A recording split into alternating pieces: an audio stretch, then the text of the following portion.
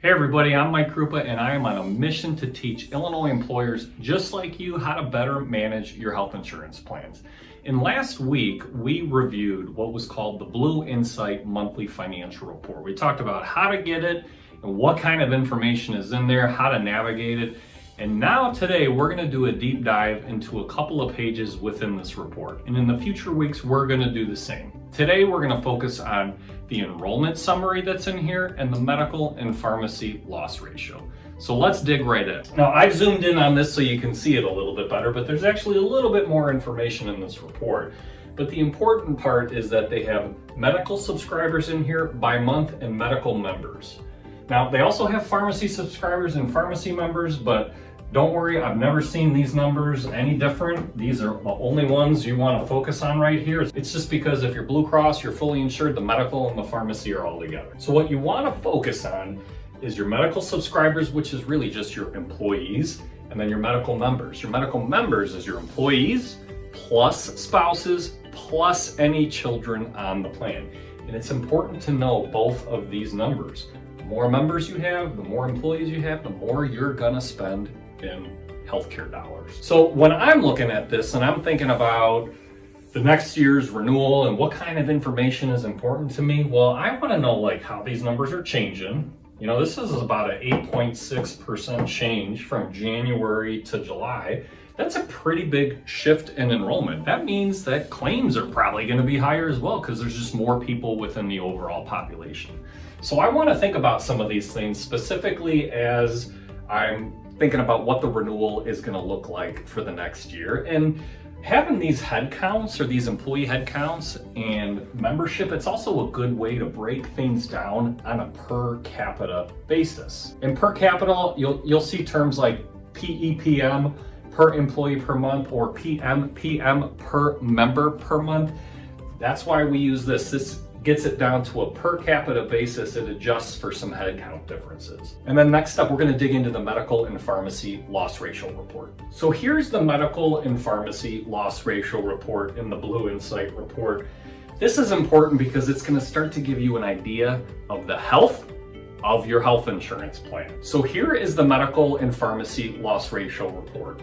And let's dig into what's important. First up is your premium, right? This is how much is coming out of your bank account every month. If you're a fully insured employer, this is what you pay for the cost of healthcare coverage. So you want to know what that number is.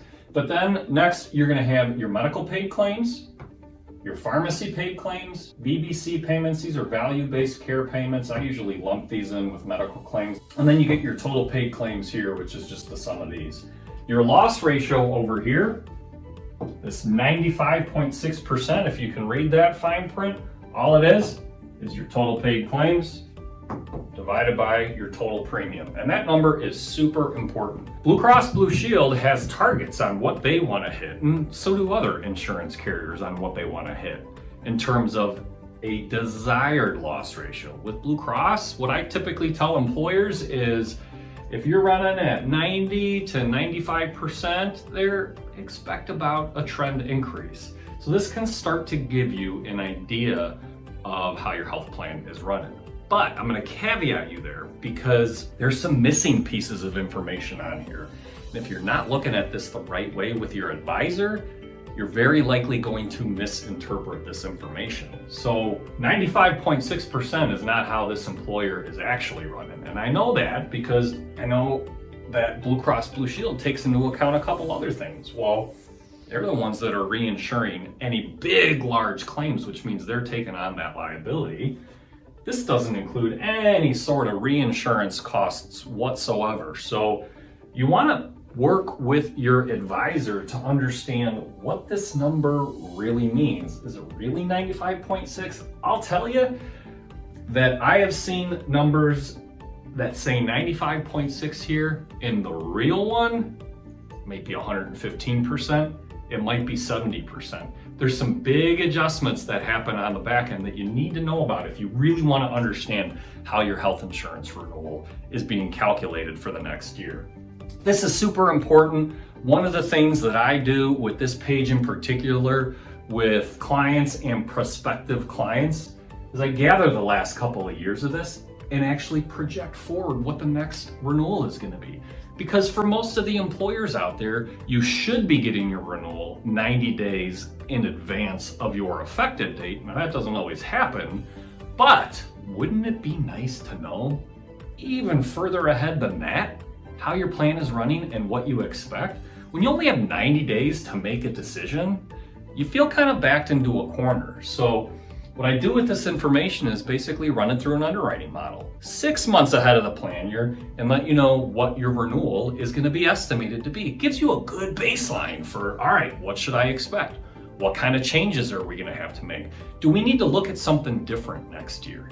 You got to be looking at this page and analyzing it with your advisor to truly understand that. That is going to give you an indication of what your next renewal is going to be. So this page is super, super important. Along with that enrollment overview, I usually marry these two reports together to try to predict what the renewal is going to be to give you runway to do the things that you need to do. So this is just a start. Thank you for joining today's session. Next week, we're going to be doing a deeper dive into high-cost claimants and what you can do with that information. All still within this Blue Insight report. So thanks for tuning in today, and I look forward to teaching you some more next week.